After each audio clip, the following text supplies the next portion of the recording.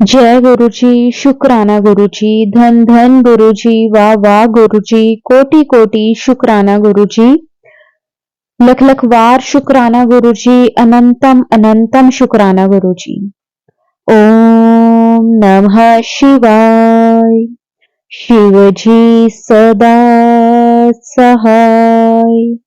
ओम नमः शिवाय। गुरु जी सदा सहाय। जय गुरु जी, शुक्राना गुरु जी। संगत जी, मैं गुरु जी की बेटी नीलम अपना शुक्राना सत्संग आप सबके साथ शेयर करने जा रही हूँ। संगत जी, मेरी जर्नी गुरु जी के साथ 2012 में शुरू हुई। संगत जी, उस वक्त मैं एक जॉब करती थी और संगत जी, मेरी जॉब में न जाने कितनी ही प्रॉब्लम्स आ रही थी और मेरे साथ एक दीदी काम करते थे जो कि मेरे से एज में काफी बड़े थे। वो किसी और डिपार्टमेंट में थे और मैं किसी और डिपार्टमेंट में थी। लेकिन ना हम ना लंच जब करते थे ना तो हम कैंटीन में जाके लंच करते थे। काफी बड़ा ऑफिस था मेरा, तो वो भी उस टाइम पे कैंटीन में आके लंच किया करते थे। तो वहां पे हम डेली मिलते थे लंच टाइम में कैंटीन में। तो वैसे ही हम आपस में जैसे बातें करने लगे। काफी एज थे, वो मैरिड थे उस टाइम पे, मैं अनमैरिड थी। तो ना मैं अपनी जॉब को लेकर बड़ी परेशान चल रही थी। तो उस टाइम पे ना जैसे मैं दीदी के साथ बात करती थी, तो अब जैसे हम एक ही ऑफिस में जैसे काम करते हैं तो हम अपने कलीग से इस तरह की बातें नहीं कर सकते कि मैं परेशान हूँ, मेरी जॉब अच्छी नहीं चल रही या फिर किसी भी तरह की कोई प्रॉब्लम होती है तो, क्योंकि हमें नहीं मालूम कि उनका हमारे ओनर के साथ, हमारे बॉस के साथ किस तरह का लिंक है और हमारा किस तरह का है। तो हम इस तरह की बातें नहीं कर सकते। लेकिन ना मैं परेशान थी, तो ना एक दिन क्या हुआ कि ना मतलब मेरा मूड बहुत ऑफ था। मैं लंच के लिए कैंटीन गई लेकिन मैंने लंच नहीं करा। मैं वहां पे बैठी ना, मेरी आंखों में आंसू थे और बस मेरे को ऐसा था कि कोई मुझे ऐसा मिल जाए जिससे मैं अपना दिल हल्का कर लूं। वो दीदी मेरे पास आए और मुझे पूछने लगे कि आज तो परेशान सी लग रही है, क्या बात है? तो मैंने उनको बोला, मैंने कहा नहीं दीदी मैं ठीक हूँ, क्योंकि मैं उनसे कोई भी बात इस तरह की नहीं कर सकती थी क्योंकि वो मेरे ही सेम ऑफिस में काम करते थे। तो उन्होंने बोला कि अगर कुछ प्रॉब्लम है तो तू मेरे साथ शेयर कर सकती है। तो मैंने कहा नहीं, ऐसी कोई बात नहीं है। तो उस टाइम पे ना संगत जी, मैंने दीदी के साथ कोई बात शेयर नहीं करी, लेकिन ना दीदी ने मुझे गुरु जी का ना एक स्वरूप दिया, जो कि था ब्रेसलेट स्वरूप। उन्होंने मुझे बोला कि ये तो अपने पास रख, अगर तुझे कोई भी प्रॉब्लम होए ना तो तू इनको निकाल के ना देख लिया करना, देखना तुझे मतलब एक अलग सी पावर मिल जाएगी। उन्हें नहीं मालूम था कि मैं किस चीज से परेशान हूँ और मैंने उनसे कोई भी बात शेयर नहीं करी। बस उन्होंने मेरे हाथ में अपने पर्स से निकालकर गुरु जी का ब्रेसलेट स्वरूप दे दिया। और संगत जी, उस टाइम पे मैं गुरु जी को नहीं जानती थी, ना ही मैं गुरु जी के साथ कनेक्ट थी। मतलब मुझे नहीं मालूम था गुरु जी के बारे में कुछ भी। तो मैंने क्या करा, मैंने उनसे दीदी से एज ए रिस्पेक्ट वो ब्रेसलेट पकड़ा। उस पे गुरु जी का स्वरूप था और मैंने अपने ही पर्स में डाल दिया। उसके बाद संगत जी, मैंने उसे कभी भी नहीं निकाला। लेकिन जब से गुरुजी का ब्रेसलेट स्वरूप मेरे पास आया, मेरी लाइफ चेंज होनी स्टार्ट हो गई। ये चीज मुझे बहुत बाद में पता चली। उस टाइम पे संगत जी मैंने ये चीजें महसूस नहीं करी, क्योंकि ना देखो संगत जी, हमें क्या लगता है कि ना, कहते हैं ना कि अगर हमारी लाइफ में कभी बुरा टाइम चल रहा है, मुश्किल वक्त चल रहा है, तो वो बीत जाता है और अच्छा वक्त भी आता है। मतलब टाइम, कहने का मतलब है कि टाइम कभी भी एक सा नहीं रहता। और सेम मेरे को भी ऐसा ही लग रहा था कि ठीक है, एक टाइम था मेरी लाइफ में जब प्रॉब्लम्स चल रही थी, आज मेरी लाइफ में धीरे धीरे सब ठीक हो रहा है। मैं ऐसे ही सोचती थी। मुझे नहीं मालूम था कि ये तो गुरु जी की कृपा हो रही है मुझ पे।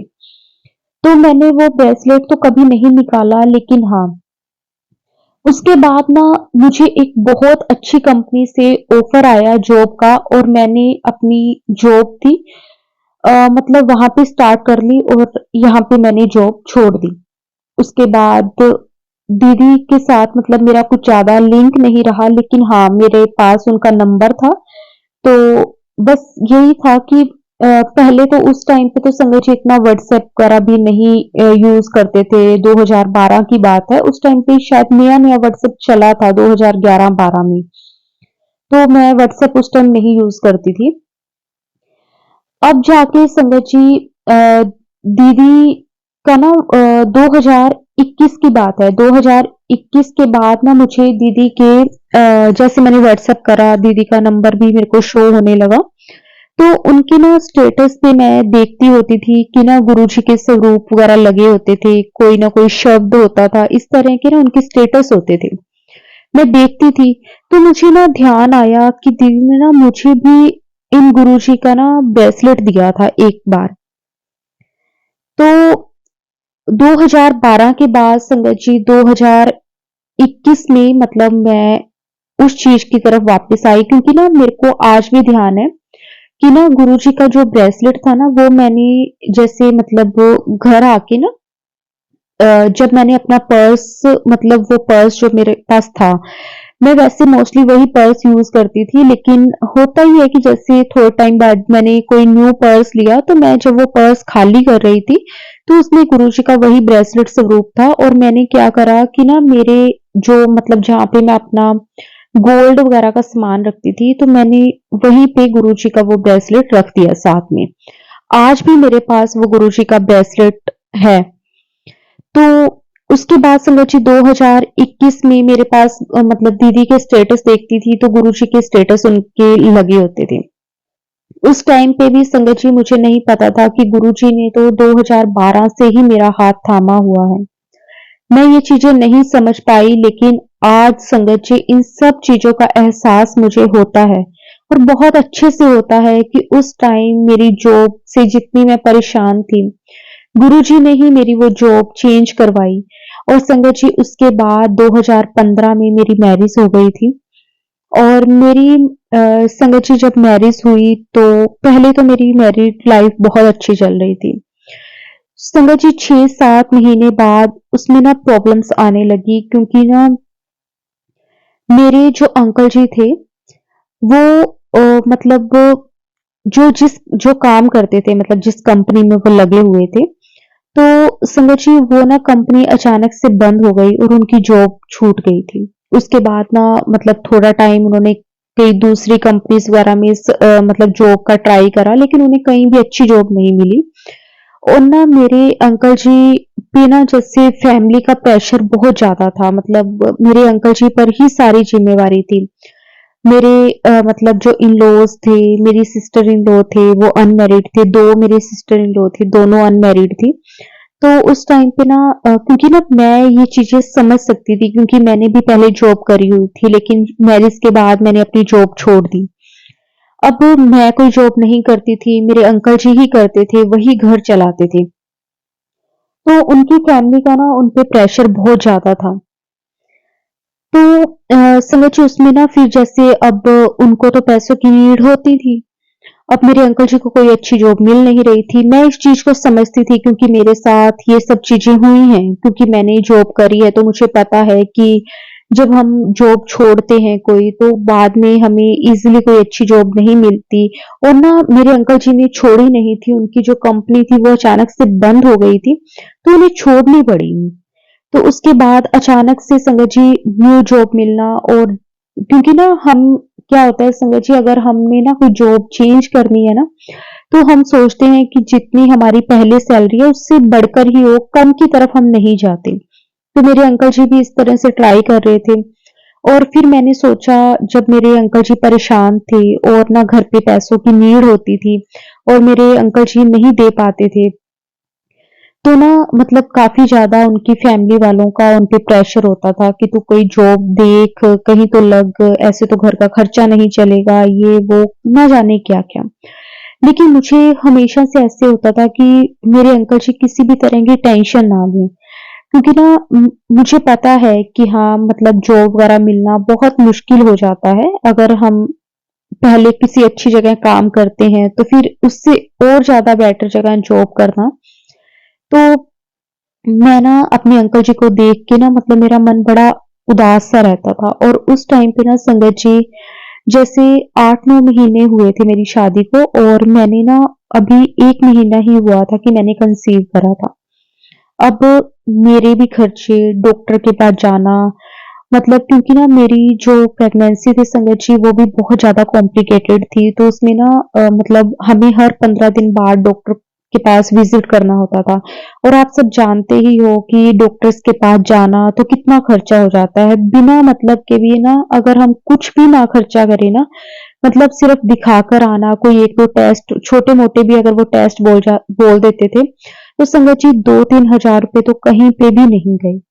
और हर 15 दिन बाद ये होना, और उसके बाद मेरी मेडिसिन्स वगैरह आनी, तो बहुत ज़्यादा इस तरह से खर्चा होता था। दोनों जो मेरी सिस्टर इन लॉ थे वो पढ़ती थी, उनके खर्चे, वो कॉलेज जाती थी, तो वहाँ जाने के खर्चे, उसके बाद मेरे इन-लॉज़ के खर्चे, मतलब ऐसे करके सारी रिस्पॉन्सिबिलिटीज़ मेरे अंकल पे थी। तो जब मैंने कंसीव करा, तो पहले तो मैंने सोचा था कि मैं जॉब कर लेती हूँ, लेकिन अब मैंने कंसीव करा हुआ था, तो क्योंकि मेरी प्रेगनेंसी वैसे भी कॉम्प्लिकेटेड थी, तो जॉब करने के तो कोई चांसेस ही नहीं थे।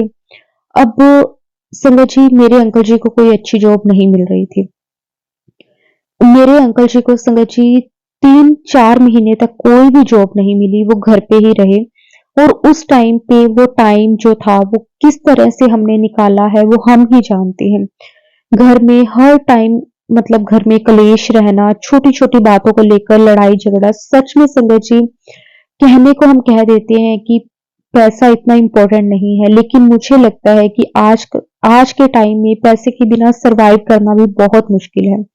और ना क्योंकि ना मैं इस चीज़ को समझती थी, तो मेरी कोई किसी भी तरह की नीड नहीं होती थी कि मुझे ये चाहिए, वो चाहिए। मेरी सिर्फ़ एक मेडिसिन्स वगैरह का जो था वो था, और वो भी नहीं पता था कि ऐसा कुछ हो जाएगा। अदरवाइज़ हम कुछ टाइम और निकाल लेते या कुछ है।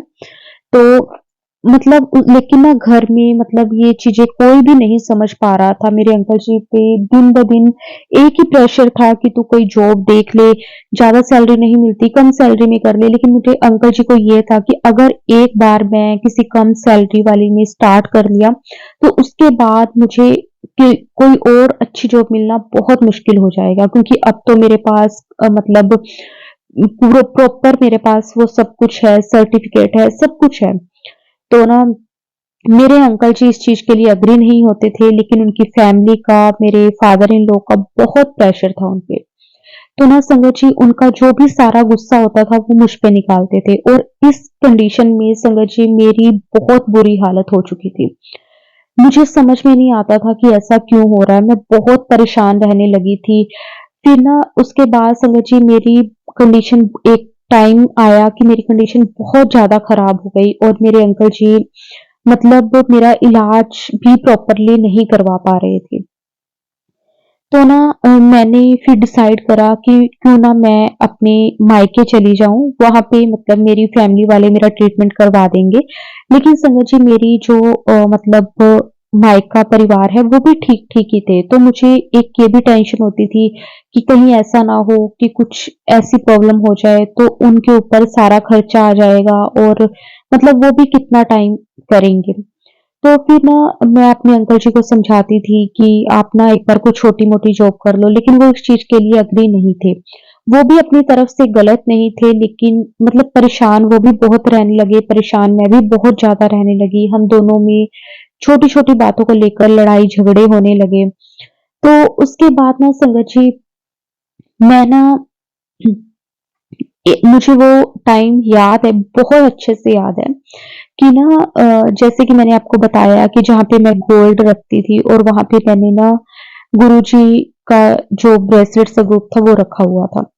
मुझे ना एक दिन ध्यान है कि मेरे अंकल जी ने मुझे बोला कि ना मैं ऐसे करता हूँ कि थोड़ा टाइम, जितना टाइम मुझे जॉब नहीं मिलती, कि ना मेरे पास ना, जैसे मेरे अंकल जी के पास गोल्ड वगैरह था, जैसे चैन थी, 2 रिंग थी, कड़ा था, इस तरह से। तो मेरे अंकल जी ने मुझे बोला कि तू ऐसे कर, मुझे ना मेरी चैन या कड़े में से कुछ दे दे, मैं उसे सेल कर लेता हूँ, जिससे हमारे घर के 2 महीने एक बार इज़िली निकल जाएँ जब तक मेरी जॉब नहीं लगती।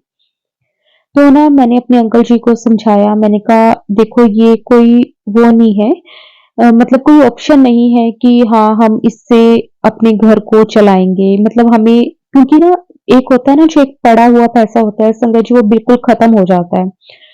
अगर हम अर्न करते रहते हैं तो वो चीज़ अलग होती है। मैंने अपने अंकल जी को समझाया, लेकिन वो मुझसे गुस्सा होने लगे। तो उन्होंने मुझे बोला कि तू मुझे वो गोल्ड दे।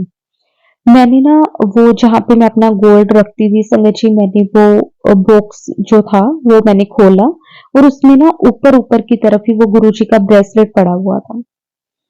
तो ना मैंने पहले वो ब्रेसलेट उठाया और संगत जी मैं ना उसे देखने लग गई। तो मेरे अंकल जी ने ना पीछे से आवाज़ लगाई कि जल्दी दे, मुझे जाना है। तो ना मैंने वैसे ही गुरुजी का वो ब्रेसलेट रख दिया और अपने अंकल जी की ना चैन निकाल के उनको दे दी। पहले मैंने उनको बोला कि आप अपना रहने दो, मेरा कुछ सेल कर दो, लेकिन वो नहीं इस चीज़ के लिए एग्री हो रहे थे, तो फिर वो अपनी चेन लेके चले गए।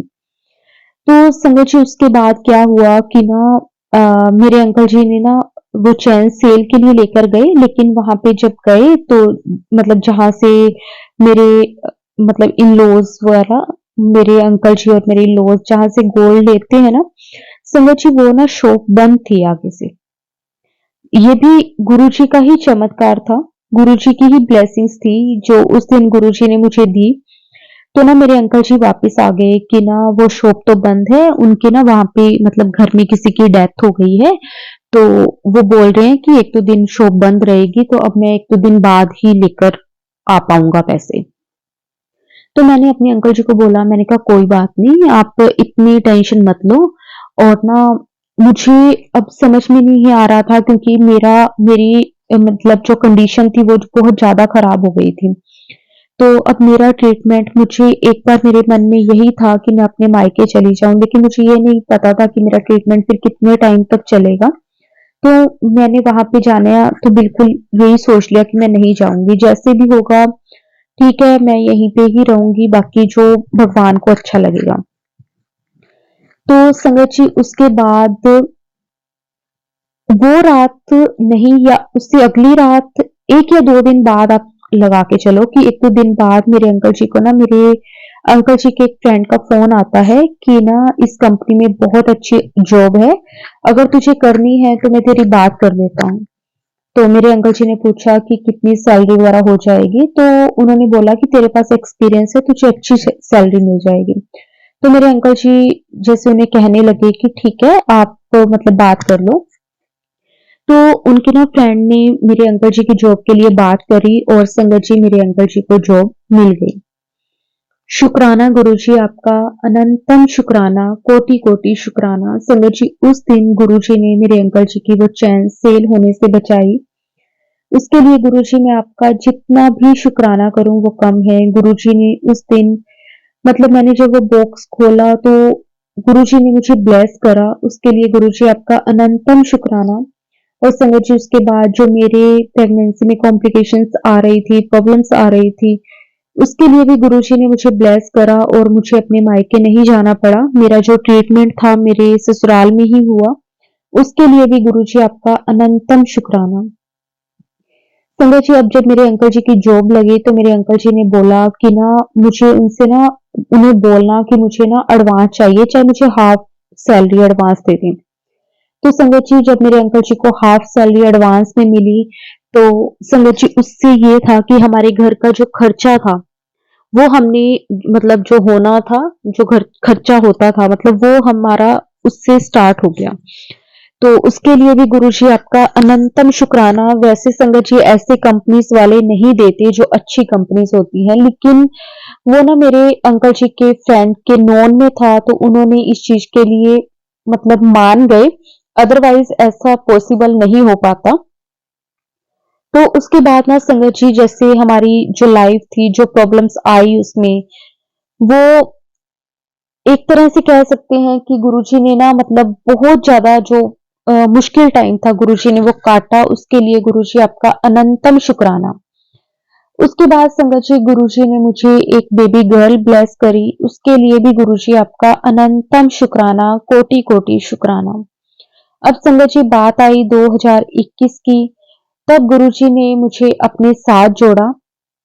और संगत जी मैं, जैसे कि मैंने बताया कि वो दीदी के स्टेटस मुझे दिखने लगे, तो वो गुरुजी के ही कोई ना कोई स्टेटस लगाते थे। तो उसके बाद ना संगत जी मेरे 2015 में तो मेरे को बेबी गर्ल हुई, और 2021 में संगत जी मैंने वापस से कंसीव करा। मतलब उस टाइम मेरी बेटी 4.5 साल की हो गई थी, तो 4.5 पौने 5 साल की ऐसी कुछ थी। और ना उसके बाद फिर से मैंने कंसीव करा, और ना संगत जी मुझे ना गुरुजी के मैसेजेस आते थे उस टाइम पे कि ना, जा कुड़िए तेनू पुत्र ब्लेस कर दिता, तेनू मुंडा ब्लेस कर दिता। तो मैं ये चीजें समझ नहीं पाती थी, मुझे ऐसे होता था कि ये ऐसे क्यों मतलब आता है, क्योंकि ना मेरे मन में कभी भी बेटा या बेटी को लेकर इस तरह का नहीं था। लेकिन गुरुजी को तो सब मालूम है कि ना, सब चीज मुझे लगता है कि जरूरी है। बेटा अपनी तरह से जरूरी है, बेटी अपनी तरफ से जरूरी है। हम सोचते हैं कि बेटियां बराबर हैं, बेटों से कम नहीं है, सब कुछ है, ये चीजें मैं भी मानती थी। लेकिन ना मुझे लगता है कि सारे रिश्ते जरूरी हैं, बेटा भी जरूरी है, बेटी भी जरूरी है। और गुरुजी को पता था कि अब मेरे पास बेटी थी, अब मुझे बेटा चाहिए था। तो गुरुजी ने 2021 में मुझे बेबी बॉय से ब्लेस करा। और गुरुजी का एक सत्संग का ना लिंक दीदी ने लगाया हुआ था। तो संगत जी मैंने वो ओपन करके ना, फेसबुक का वो लिंक था, तो मैंने वो सत्संग सुना। और उस सत्संग में भी ना आंटी जी ने बताया कि गुरुजी ने ना उन्हें 2 बेटे ब्लेस करे थे। तो संगत जी उस टाइम पे मैं, मतलब मुझे उस टाइम पे तो नहीं समझ में आया कि हाँ गुरुजी मुझे ये इशारा दे रहे हैं कि मेरा जो भी होगा बेटा होगा। उस टाइम पे मुझे नहीं समझ आया, लेकिन हाँ आज जब मैं गुरुजी के साथ जुड़ गई हूँ, तो अब मुझे वो सारी बातें पिछली याद आती हैं कि किस तरह से गुरुजी 2012 से लेकर अब तक मेरे साथ है।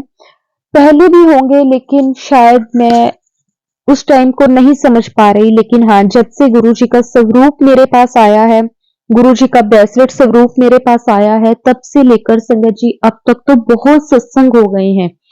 और मैं गुरुजी का अनंतम शुक्राना करती हूँ, कोटि कोटि शुक्राना करती हूँ कि गुरुजी आपने मुझे, मेरे पूरे परिवार को बहुत बहुत ब्लेस करा है। उसके लिए, हर एक चीज के लिए गुरुजी आपका अनंतम शुक्राना।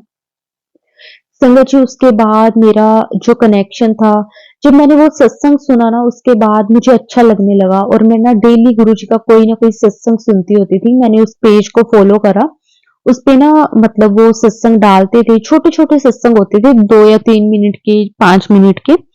तो मैं वो सत्संग सुनने लग गई। उसके बाद फिर मुझे पता चला कि यूट्यूब पे भी गुरुजी के सत्संग आते हैं, वो भी सत्संग मैंने सुने। धीरे धीरे गुरुजी ने मुझे अपने साथ जोड़ा।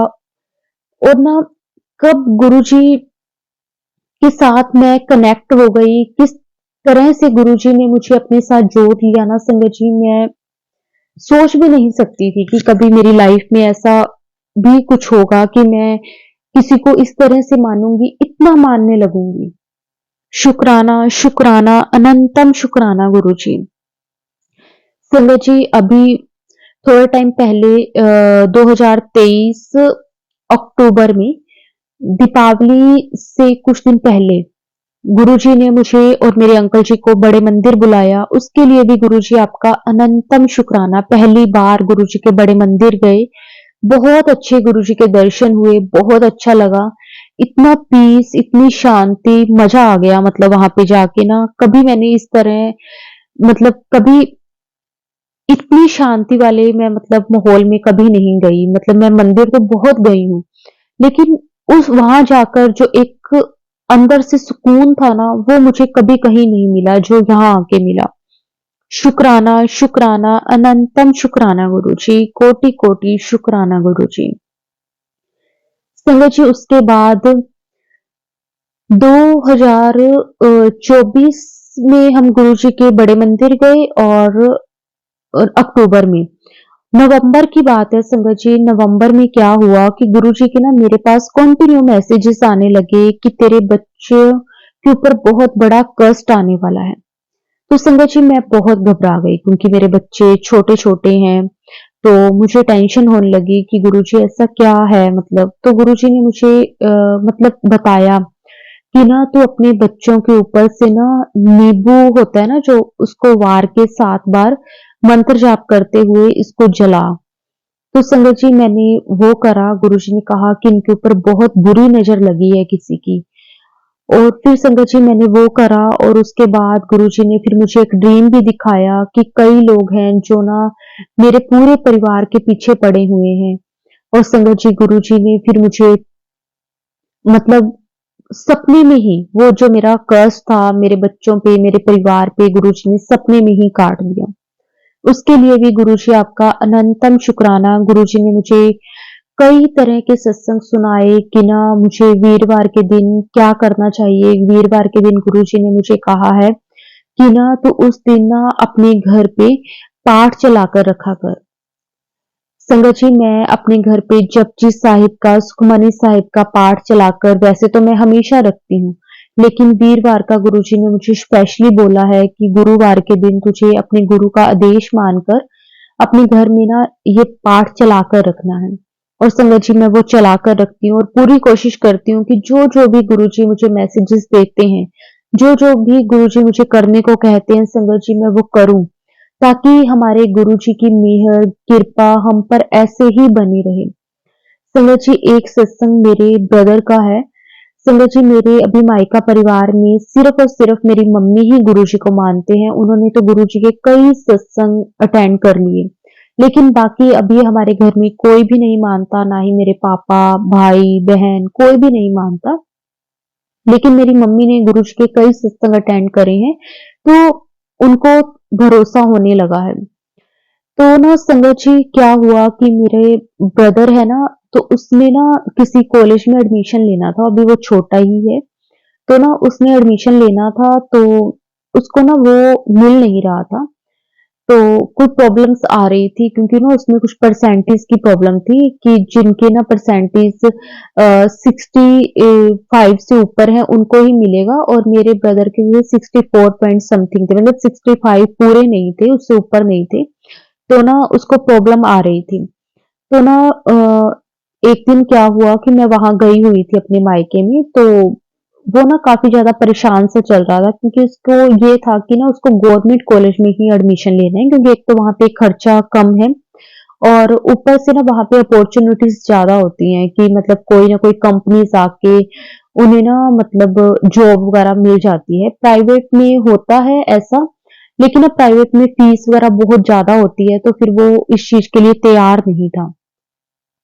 और उसमें गवर्नमेंट में होता है लिमिटेड सीटें। अब मेरा ब्रदर ना उस दिन बड़ा परेशान था, तो मैंने उससे बोला, मैंने कहा क्या हुआ तू बहुत परेशान है? कहता कुछ नहीं, बस मुझे ये था कि इस साल एडमिशन हो जाता तो अच्छा है। कहता अब नहीं तो मुझे 1 साल वेट करना पड़ेगा। तो अब जैसे मैं तो गुरुजी के साथ कनेक्ट हूँ, तो मैंने कहा कि तू चिंता ना कर, गुरुजी देखना अपने आप कोई ना कोई रास्ता बना देंगे। संगत जी फिर शाम को जब मैं जोत करने लगी तो मैंने गुरुजी के आगे अरदास करी और गुरुजी को प्रे करी कि गुरुजी जैसे भी करके मतलब इसका एडमिशन करवा दो अगर इसका मन है और इसके लिए अगर सही है तो, क्योंकि हम तो मांग लेते हैं, हमें नहीं मालूम कि हमारे लिए क्या सही है और क्या नहीं, लेकिन गुरुजी जानते हैं। तो मैंने गुरुजी को कहा कि गुरुजी अगर इसके लिए सही है तो आप मेहर करो और इसका एडमिशन हो जाए, इसका साल खराब ना हो। संगत जी देखो, ये ना गुरुजी का ही कह सकते हैं कि चमत्कार है। गुरुजी ही इस तरह के मिरेकल्स कर सकते हैं, गुरुजी ही अपनी संगत को ब्लेस कर सकते हैं। संगत जी मैंने जोत करके अपने भाई को ना थोड़ा सा गुरुजी का जल प्रसाद दिया। तो संगत जी उसके बाद ना मैं वहीं पे ही थी क्योंकि मैं वहां पे रहने के लिए गई हुई थी अपने मायके में। तो मेरे ब्रदर ने मेरे को जैसे ना 3-4 दिन बाद ना वो बड़ा खुश। मैंने कहा क्या हुआ? कहता मेरा एडमिशन हो गया। मैंने कहा तू तो बोल रहा था कि 65% से ऊपर वालों का होगा। कहता कि ना आज ना लास्ट डेट थी और उनकी जो सीटें थी ना उसके अकॉर्डिंग मतलब उनके एडमिशन उतने हुए ही नहीं थे, तो उन्होंने ना अपने परसेंटेज जो थे, जो 65 वालों से ऊपर वालों को उनको लेना था, तो उन्होंने अपने परसेंटेज 55 कर दिए और कहता मेरे तो 64 पॉइंट समथिंग थे। तो देखो संगत जी, ऐसे हो सकता है, मतलब गवर्नमेंट कॉलेज में सीटें हों और उन पे एडमिशन ना हुए हों, ये सिर्फ और सिर्फ गुरुजी ही कर सकते हैं। ऐसी मेहर हमारे गुरुजी ही कर सकते हैं, ऐसे चमत्कार हमारे गुरुजी ही कर सकते हैं। संगत जी, उन्हें सच में सब मालूम है कि हमें क्या चाहिए, कब चाहिए, किस तरह से चाहिए, सब कुछ संगत जी गुरुजी दे सकते हैं। बस हमें तो सिर्फ और सिर्फ उनका शुक्राना करना चाहिए। शुक्राना, जो आपने दिया उसका भी शुक्राना, जो नहीं दिया उसका भी शुक्राना, अनंतम अनंतम शुक्राना गुरुजी। संगत जी, अब मैं अपनी वाणी को विराम देती हूँ गुरुपा के मंत्र जाप के साथ। अगर कुछ भी मैंने गलत बोला हो तो संगत जी मुझे माफ कर देना, गुरुपा आप भी मुझे माफ कर देना। जय गुरुजी, शुक्राना गुरुजी, धन धन गुरुजी, वाह वाह गुरुजी, कोटि कोटि शुक्राना गुरुजी, लख लख वार शुक्राना गुरुजी, अनंतम अनंतम शुक्राना गुरुजी। ओम नमः शिवाय।